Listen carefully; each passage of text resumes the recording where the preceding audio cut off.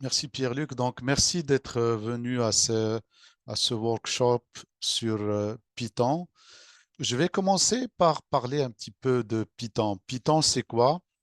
C'est un langage de programmation, l'un des plus populaires en ce moment.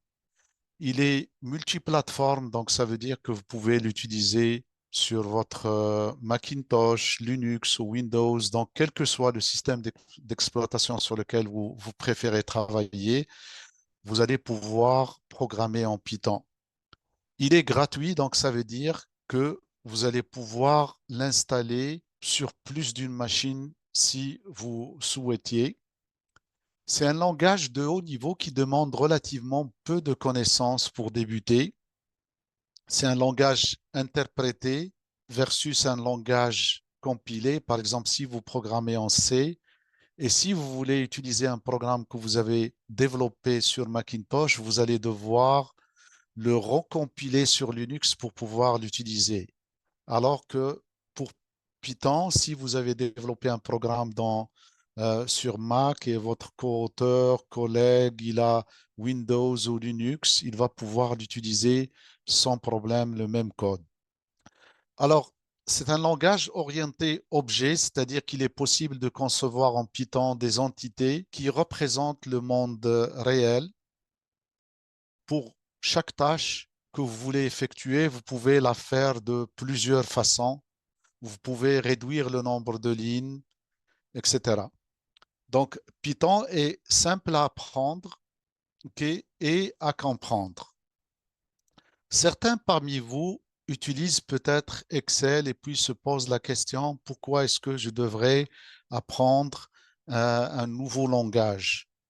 Même si Excel demeure un outil formidable, il y a de nombreux projets où un langage de programmation comme Python est meilleur, voire incontournable. Par exemple, si vous avez à lire des données volumineuses, ceci ne peut pas être fait avec Excel, qui est limité à 1 million et quelques.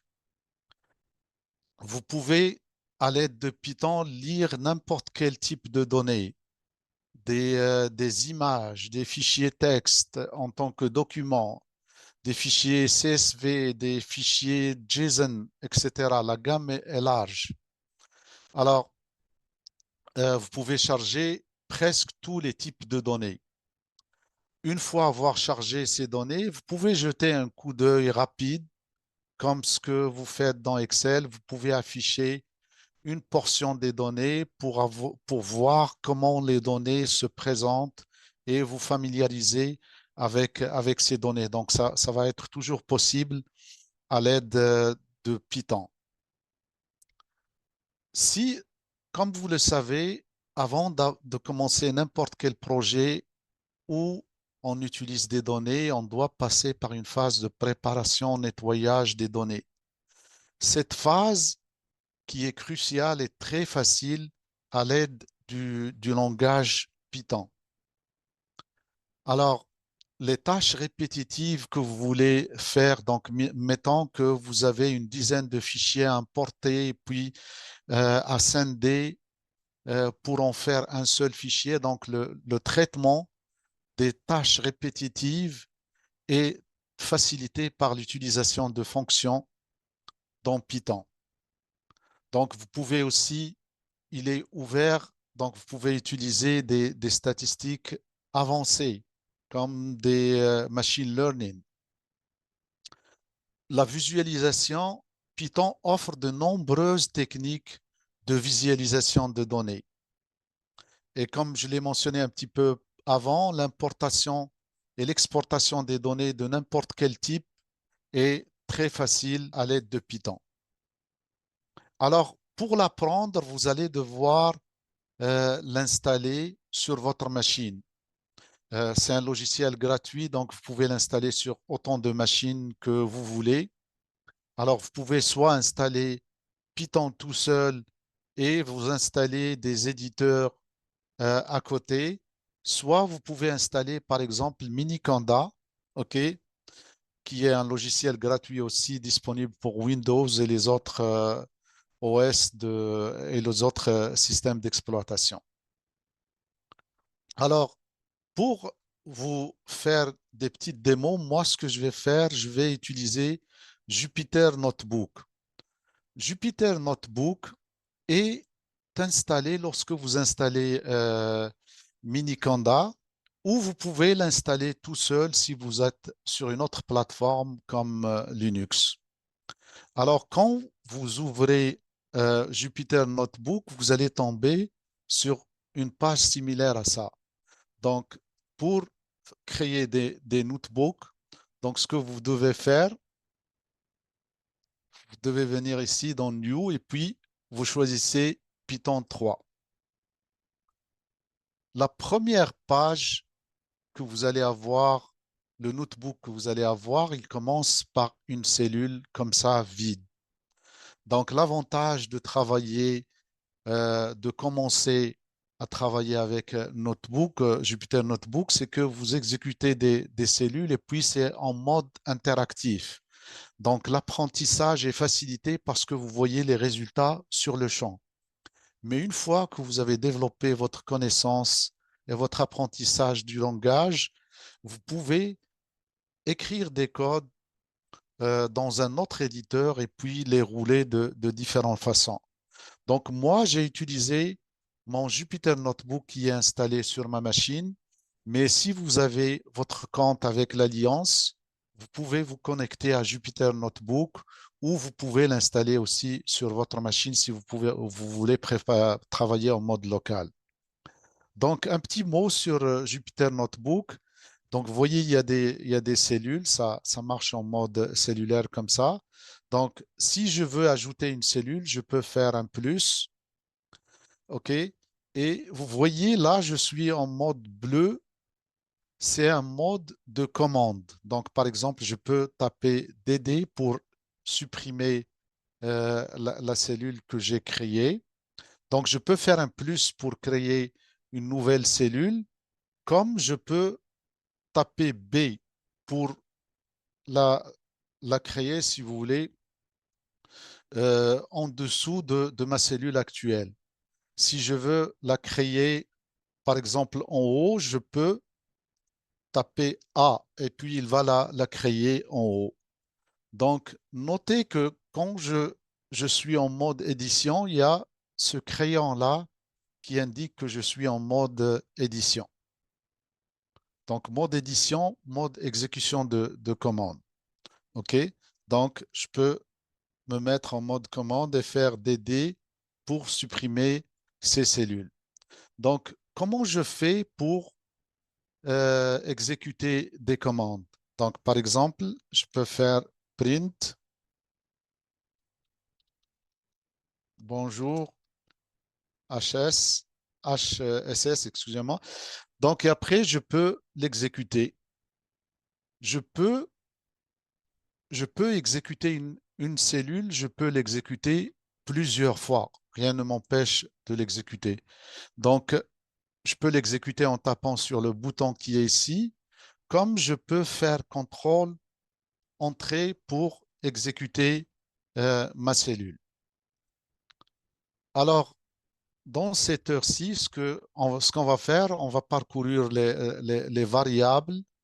Je vais vous présenter d'autres structures des données comme les listes, les dictionnaires. Je vais vous montrer un petit peu comment vous allez pouvoir créer des fonctions. Si vous êtes un petit peu familier avec la programmation, c'est que on ne veut pas forcément copier les mêmes lignes de code, faire un cut and paste et les répéter à l'intérieur d'un programme. Donc, si on voit par exemple qu'il y a des lignes de code qu'on va utiliser plusieurs fois dans notre programme et dans d'autres programmes futurs, on crée des fonctions. Donc, je vais vous initier un petit peu à la création des fonctions. Euh, donc, je vais essayer de couvrir tout, mais à la fin, je vais partager avec vous le lien si vous voulez continuer à votre propre vitesse. Donc, c'est quoi une... On va commencer par définir c'est quoi les variables. Une variable, c'est pour vous, elle a un nom, mais pour la machine, c'est une zone réservée dans la mémoire. Donc, remarquez qu'est-ce qui s'est passé ici.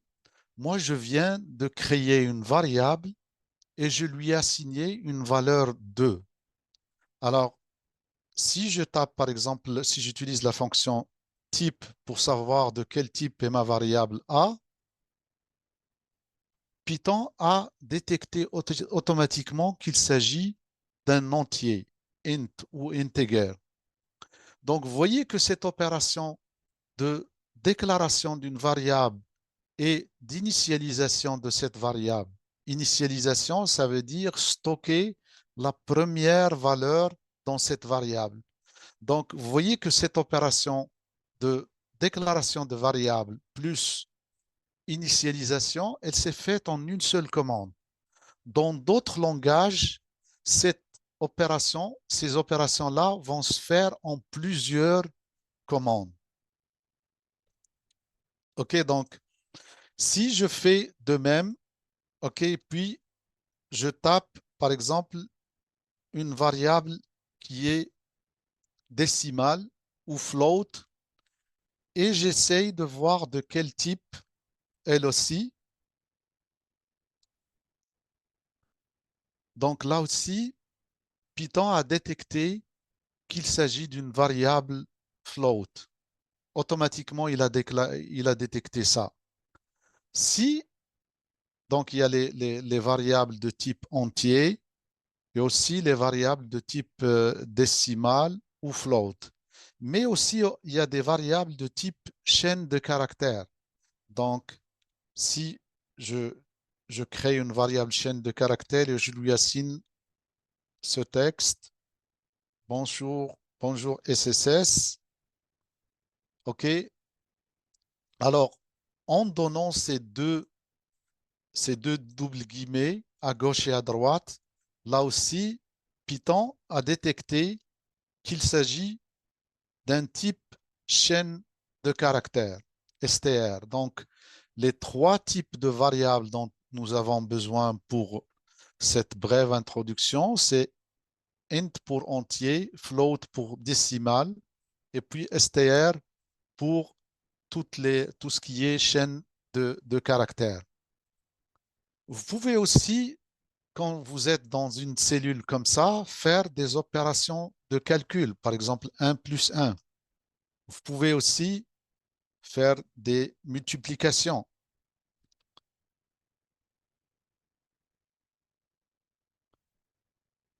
Donc, les cellules peuvent servir comme des, des calculettes en quelque sorte. Donc, je viens de présenter les trois types de variables dont nous avons besoin. OK? Et puis, on a initialisé ces variables.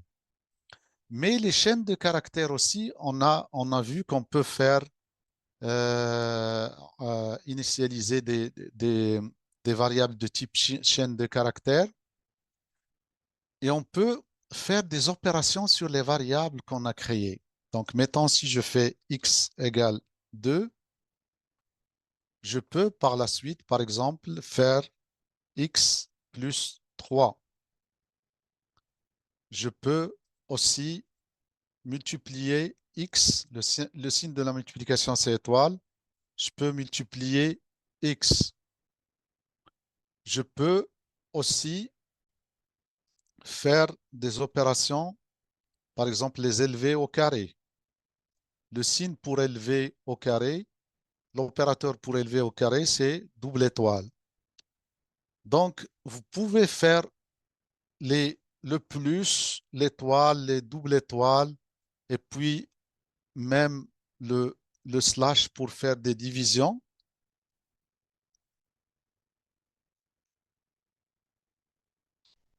divisé par 4. Les signes, les signes plus étoile, slash, ça s'appelle des opérateurs parce qu'ils nous permettent de faire des opérations arithmétiques sur les variables qu'on a initialisées.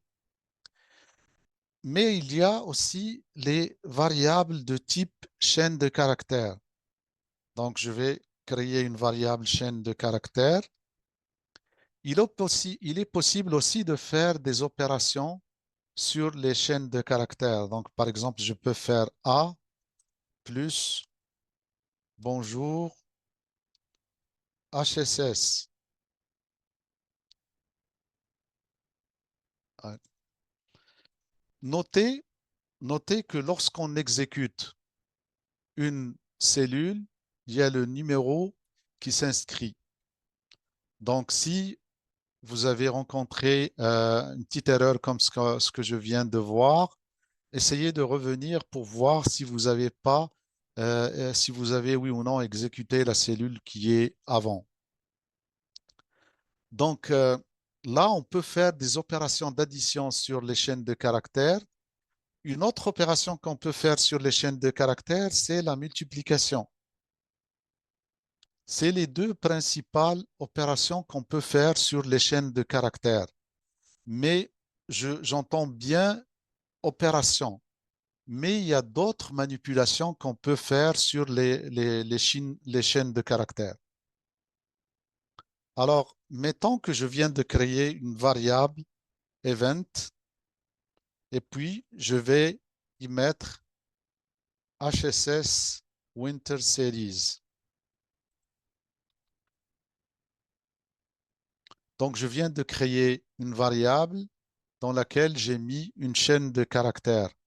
Si vous faites event et puis point et je fais deux tables, il m'affiche une série de méthodes que je peux utiliser avec ma chaîne de caractères. Je peux, par exemple, les mettre au minuscule. Je peux aussi tout mettre au majuscule.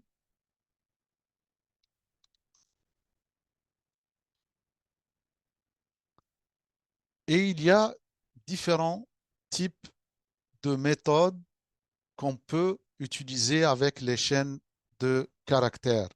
Je peux, par exemple, essayer de compter combien de fois, combien de fois j'ai la lettre S. Elle apparaît dans ma chaîne de caractères.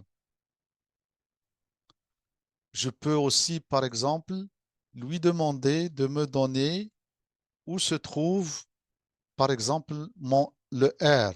Donc, je vais faire find. Il le trouve pas.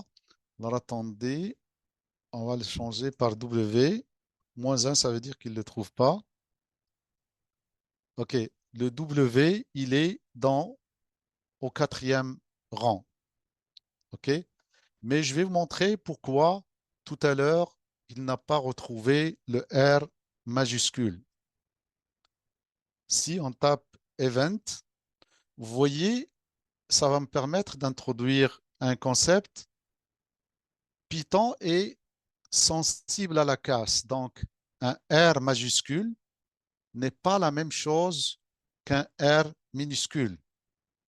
Donc, c'est pour ça qu'il me donne moins un. Il ne le trouve pas parce que c'est un R majuscule que j'ai. Si maintenant je mets un R minuscule, il va me donner sa position. Et comme je l'ai dit un petit peu au départ, on peut réexécuter la cellule qu'on a exécutée autant de fois qu'on le souhaite. Là, à date, pour afficher le contenu d'event, j'ai tapé le nom de la variable.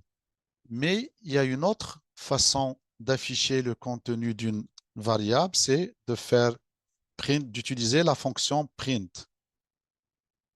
Alors, c'est une des fonctions qui est déjà créée et qui vient installer dans le logiciel.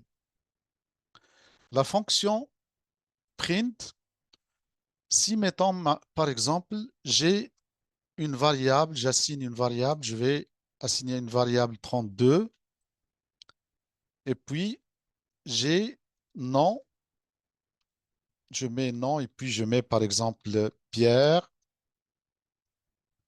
La fonction print peut être utilisée pour imprimer non pas une seule information, mais plusieurs. Par exemple, je vais lui dire, imprime-moi le nom, virgule, et Pierre A,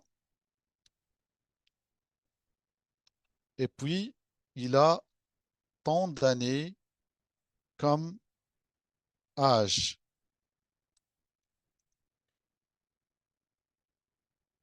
Donc, vous pouvez imprimer plus d'une information à l'aide de la fonction print qui est déjà installée et déjà existante dans Python.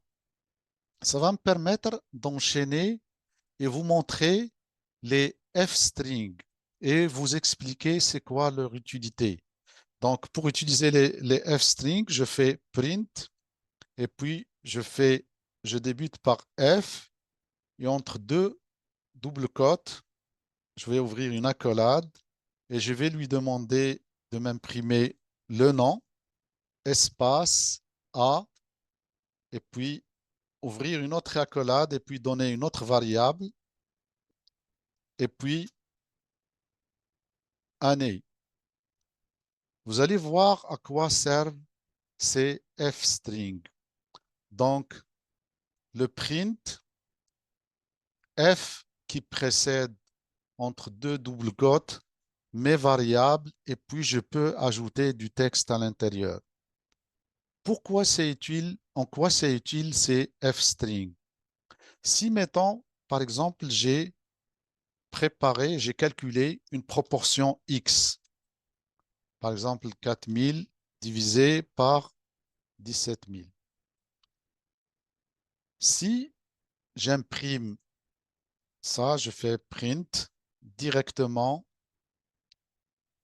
la proportion x et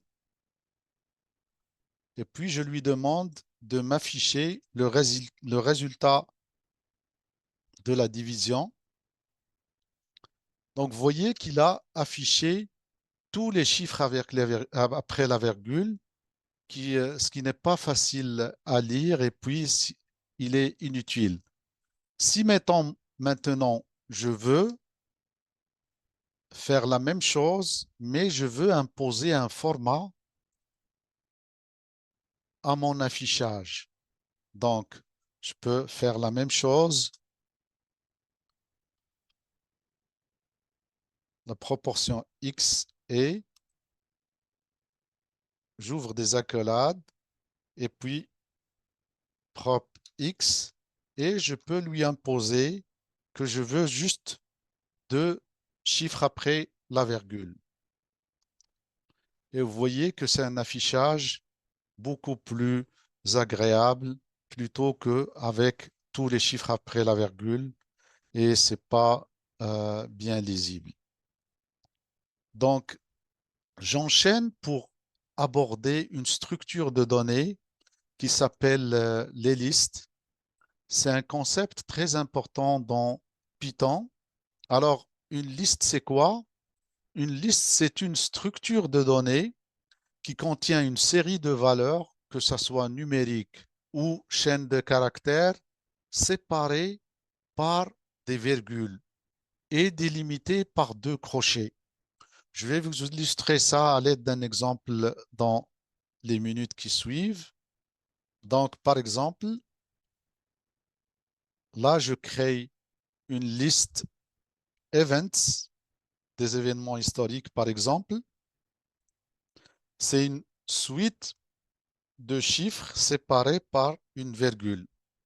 Par exemple, je peux faire print et puis je dis events et puis je lui demande de m'imprimer la variable events. Donc, il vient de m'imprimer la suite d'événements. OK, donc, ce que je peux faire aussi, je peux demander à Python de me donner la longueur de event.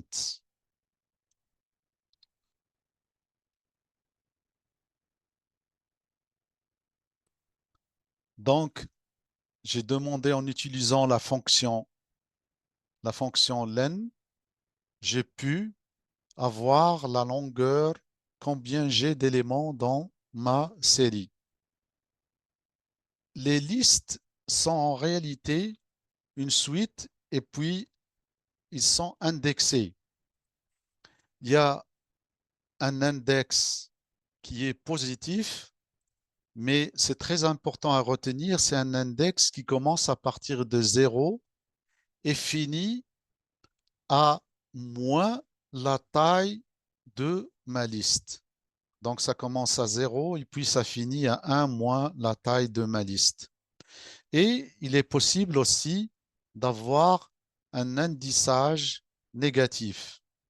L'indissage négatif est très utile parce que si je veux accéder, par exemple, à mon dernier élément, je peux le faire sans connaître la taille de ma liste.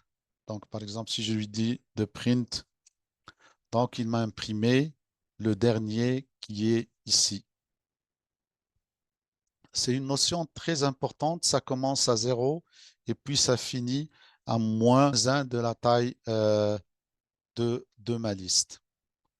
Et bien sûr, quand vous avez cette liste, rien ne vous empêche de, par exemple, modifier la liste.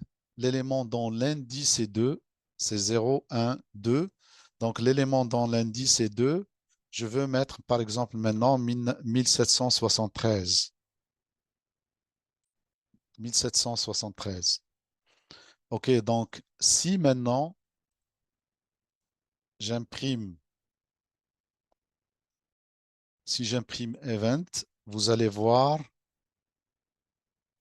que le changement a été bel et bien effectué. Vous pouvez effectuer, comme les chaînes de caractères, vous pouvez effectuer plusieurs opérations. Donc, mettons par exemple, je veux détruire l'élément 4. L'élément 4, ça veut dire 1, 2, 3, 4. Donc, en réalité, ça serait l'élément 5. Donc, il l'a supprimé. Si j'imprime de nouveaux events, vous allez voir qu'il a été éliminé.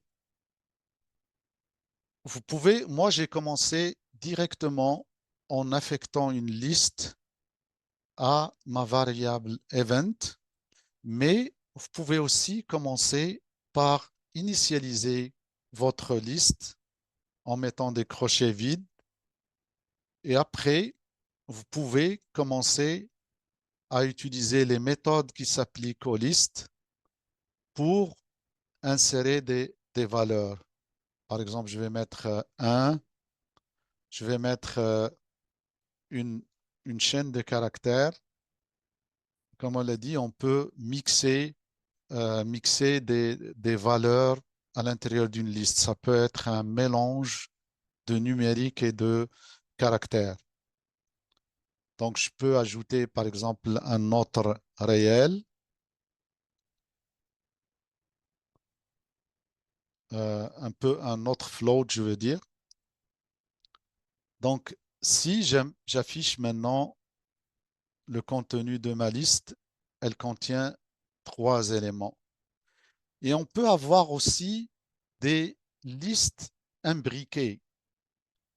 Donc là, maintenant, je vais ajouter non pas une valeur numérique ou chaîne de caractères, mais une liste de chaînes de caractères. Donc là, si je demande d'imprimer ma liste, donc vous voyez qu'il y a les 3 valeurs mélangées que j'ai mis, un entier, une chaîne de caractères et un float, en plus de la liste que je viens d'insérer.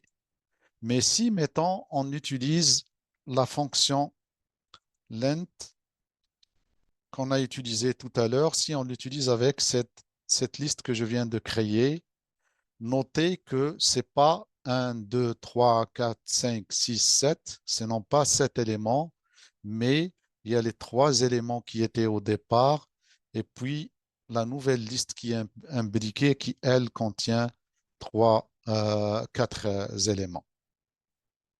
Si je veux, par exemple, afficher juste le dernier élément, qui est la liste que je viens d'imbriquer, je peux faire A-1.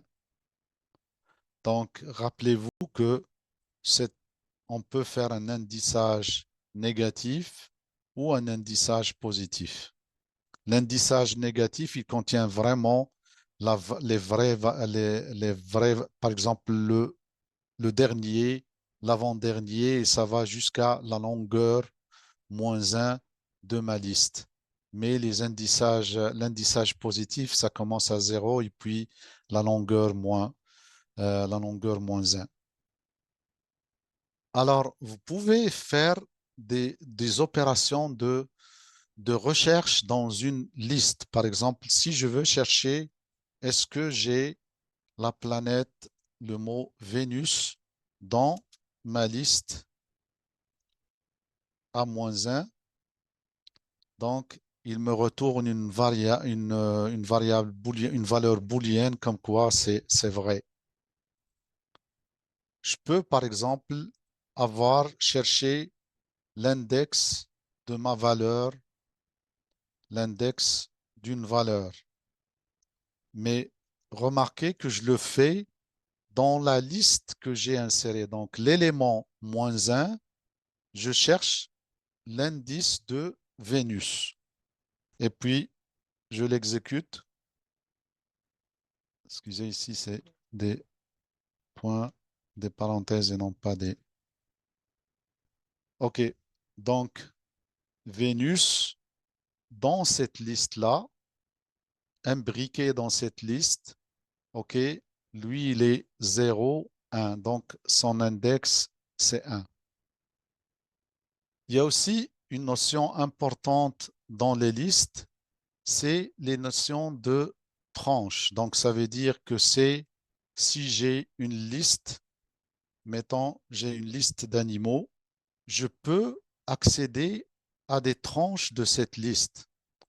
Par exemple, je peux demander animaux, je peux demander de 0 à, par exemple, 2. Notez que 0 à 2, l'indice 2, mais il est non compris. Donc, c'est du nème au mième -1 qui va être affiché. Donc, que je fasse un indice négatif ou un indice positif, tout le temps, il ne sera jamais affiché. La borne supérieure ne sera jamais affichée. Donc, mettons si je demande de 1 à -1, là aussi, il ne m'affiche pas, le dernier -1 qui se réfère à ça si on fait un indissage négatif. Donc, le fait de pouvoir extraire des parties de la liste, ça s'appelle des tranches. On vient de le faire, on peut imbriquer des listes. Ce concept peut servir dans un certain nombre de cas. Par exemple, regardez, pour aller un petit peu vite, je vais créer mes variables qui contiennent le contenu, les informations sur des enclos. Et puis, je peux créer une nouvelle liste qui contient les autres listes que j'ai créées. Et ça peut servir parfois à avoir une information similaire à ça. Alors, toujours avec ma liste d'animaux que je vais réexécuter, si, mettons, je voulais afficher, imprimer la liste des animaux dont je dispose, donc je fais print animaux et puis j'imprime 0 et je fais l'opération comme si vous allez le faire, vous allez être tenté de le faire. Et puis 0, 1, 2, 3, Donc, ça m'imprime le contenu de ma liste d'animaux l'un après l'autre. Mais cette façon de coder, regardez, j'ai écrit 4 lignes pour générer une petite tâche. Si on le fait comme ça fait grossir mes programmes et puis ça rend difficile le débugage, et puis ça le rend illisible. Mais je peux réaliser la même tâche en utilisant un concept très simple, c'est les boucles for. Donc, les boucles for,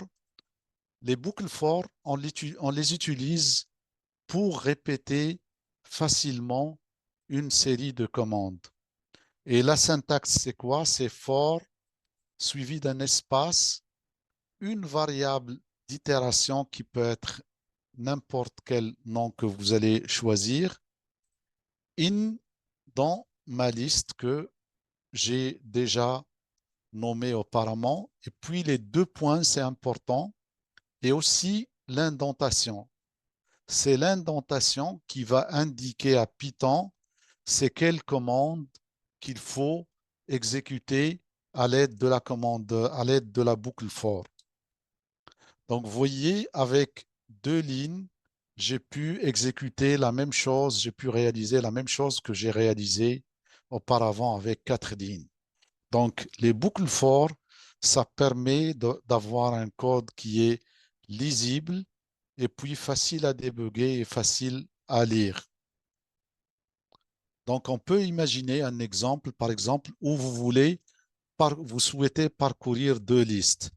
Donc, supposons que j'ai ces 2 listes-là et je veux parcourir ces 2 listes pour voir c'est quoi les valeurs qui sont dans A et qui ne sont pas dans B.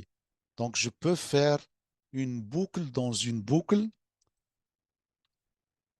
Donc, la commande for et puis I, la variable avec laquelle je veux itérer, et puis in ma liste, le nom, ma variable A, qui est une liste. Et puis pour chacun de ceux-là, il va lire 1, et puis il va faire un test. Est-ce que I est dans B ou non? Et puis il va m'imprimer I is not dans B. Donc si je l'exécute, donc vous allez voir que 3, par exemple, n'existe pas dans B et 4 n'existe pas dans B, ainsi que 6. Donc, vous pouvez faire des boucles for imbriquées. Donc, c'est un exemple de code simple qui vous permet de réaliser ce que vous voulez réaliser avec un code plus long de plusieurs lignes de code. Donc, je vais poursuivre avec un autre exemple. Donc, là, j'ai une liste qui contient une série de chiffres. Et puis, par exemple, je vais compter, je vais compter le nombre de fois que j'ai 77, excusez-moi.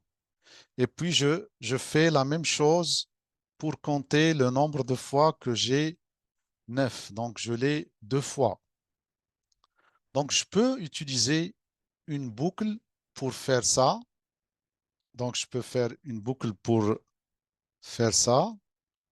Donc, vous voyez, il parcourt la liste et chaque valeur, il va nous dire combien de fois il rencontre cette valeur. Mais remarquez que cette fois, il a répété le chiffre 9. Ce n'est pas quelque chose qu'on souhaite, mais ça, on peut le faire si, au lieu de lui dire in A, je vais lui dire 7A. Donc 7A parce qu'à ce moment-là, il prend les valeurs distinctes. Et puis remarquez que ici, le résultat n'a pas répété les valeurs. Alors, un autre concept, une structure de données intéressante, c'est les dictionnaires. Donc, on vient de voir les listes. On peut accéder aux informations stockées dans les listes à l'aide des indices, mais parfois, les indices, on préfère peut-être utiliser des noms. Donc, c'est pour ça que le concept dictionnaire ou structure de données, dictionnaire est là pour répondre à ce besoin. Donc, comment ça se passe pour créer des dictionnaires? Alors, dans un premier temps, on initialise notre dictionnaire et par la suite, on commence à mettre des valeurs, de donner une clé et la valeur qu'on souhaite stocker dans cette clé. Par exemple, le nom, c'est une girafe, sa taille, c'est 5, et puis son poids. Donc, si je veux afficher cette nouvelle structure de données, donc je fais Annie 1, et puis vous voyez, c'est un nom, une valeur, un nom, une valeur, un nom, une valeur, comme ce que j'ai fait. Les clés que vous voyez ici, ce que j'ai appelé auparavant nom, mais c'est en réalité une clé, une valeur, une clé, une valeur. Donc, c'est une structure de données qui peut aider dans plusieurs cas où les listes en représentent des limites pour nous. Donc, la clé pour avoir cette valeur-là, la clé pour avoir cette valeur-là, c'est liste. Parce que des fois, c'est plus facile de donner un nom pour aller chercher une valeur que donner un chiffre. C'est plus facile pour l'humain de se rappeler d'un nom que de se rappeler d'un chiffre. Alors, je vais aborder les fonctions. Au fur et à mesure que vous allez apprendre et que vous allez pratiquer Python, vous allez écrire du code, vous allez vouloir prendre une copie d'un code pour le réutiliser. OK? Si vous le faites de cette façon-là, votre programme s'allonge, il devient illisible et puis difficile à corriger si jamais il y a une erreur. Alors, pour remédier à cette limite, il y a ce qu'on appelle des fonctions.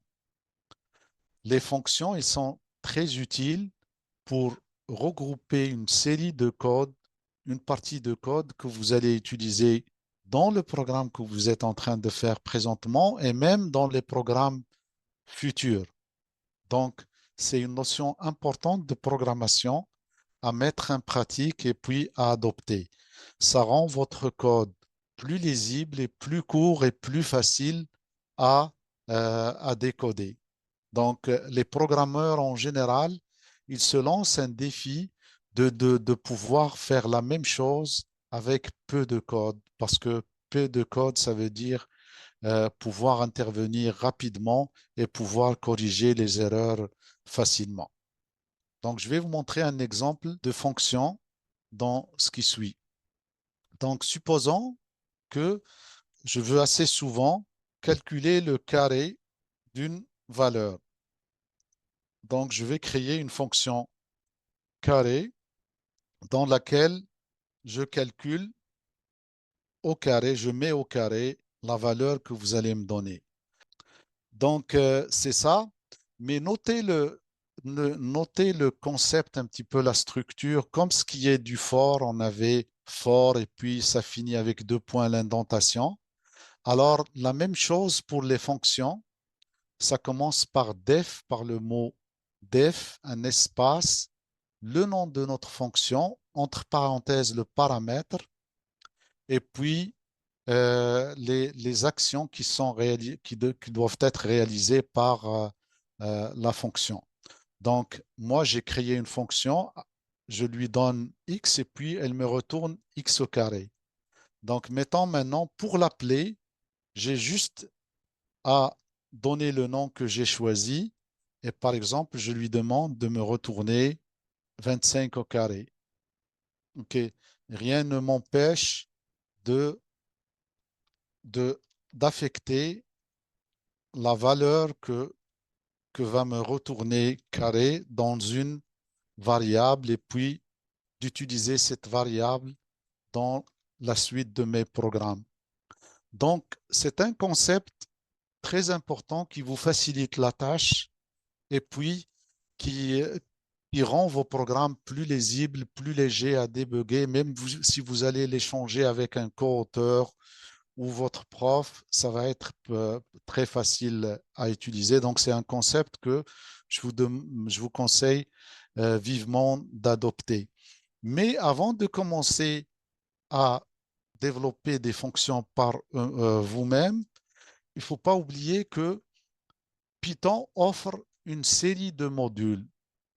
Les modules, c'est quoi? Les modules, c'est une suite de fonctions qui ont été développées par les programmeurs et puis qui sont disponibles pour les utilisateurs. Et c'est l'une des forces de Python parce qu'il est très utilisé dans plusieurs domaines. Donc, peut-être vous allez trouver, dans 80% des cas, vous allez trouver des fonctions qui sont déjà développées par les programmeurs et la communauté des programmeurs de Python et qui est rendue disponible à tout le monde. Donc, les modules, c'est des librairies qui contiennent des fonctions. Nous, on a utilisé au départ des fonctions qui sont déjà installées dans Python, qui sont lent et puis type, qui sont déjà disponibles. Mais pour certaines fonctions, il va falloir les installer pour pouvoir les utiliser.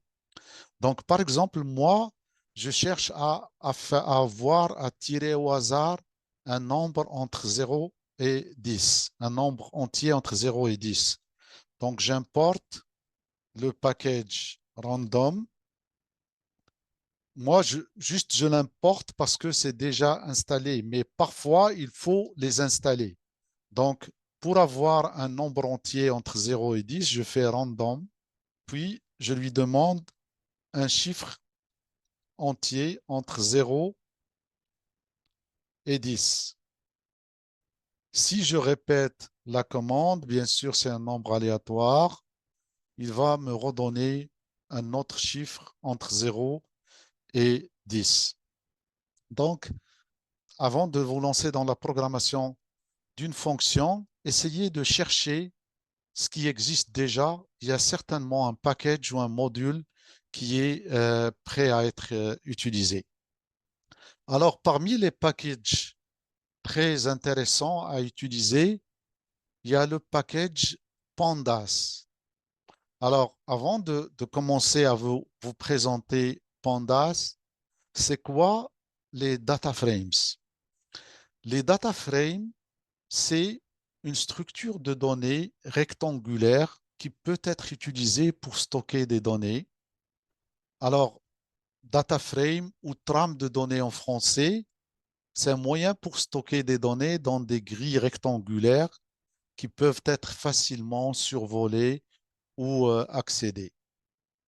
Dans des data frames Panda, vous pouvez lire des fichiers CSV, des fichiers SQL, créer vous-même une nouvelle data frame dans laquelle vous allez stocker vos données, créer une data frame et puis lire un fichier JSON par exemple.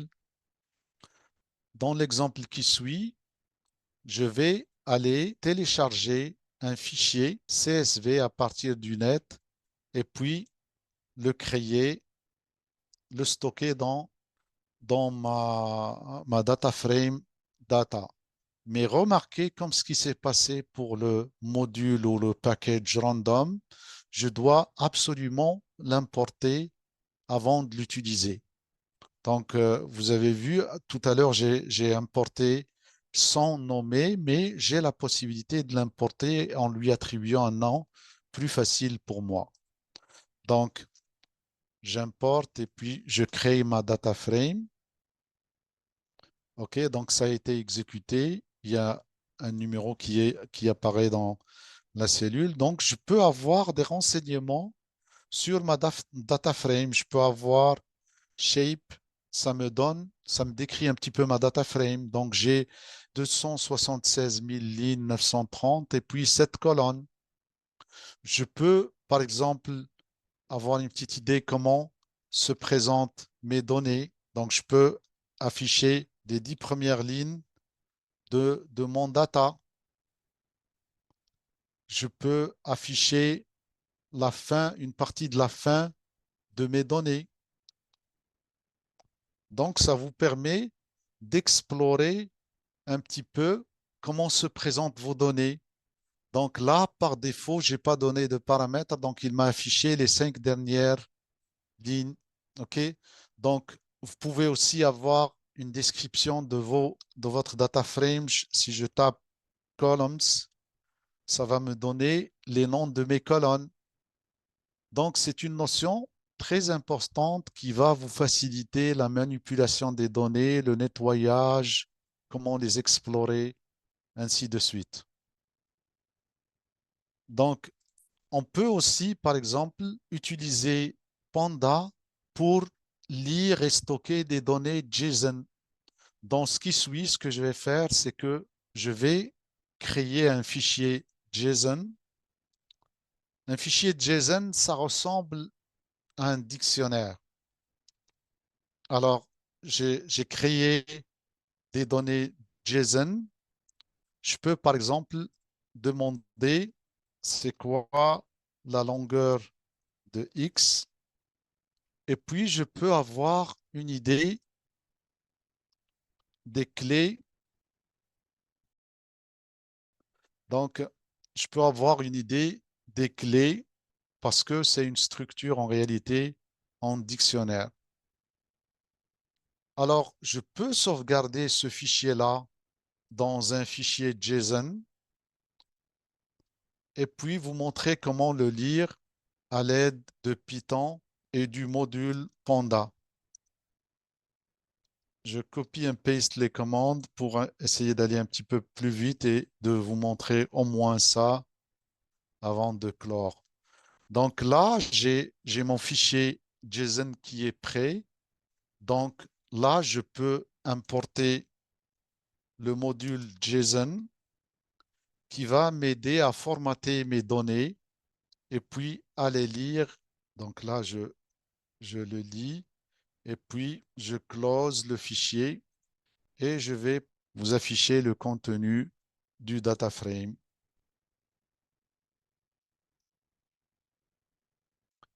Donc, je viens de présenter quelques modules ou packages de Python qui vont vous faciliter la tâche, mais il y en a plein de modules que malheureusement, à cause du temps que je n'ai pas pu couvrir, il y a plein de modules qui vont vous permettre de faire de la visualisation de vos données. Il y a des modules qui vont vous permettre de faire des analyses. Donc, avant de commencer à programmer vous-même des fonctions ou des programmes, essayez d'aller sur le site de Python et puis essayez de voir s'il n'y a pas un package qui est déjà là et qui va vous faciliter la tâche, qui va vous permettre de sauver du temps.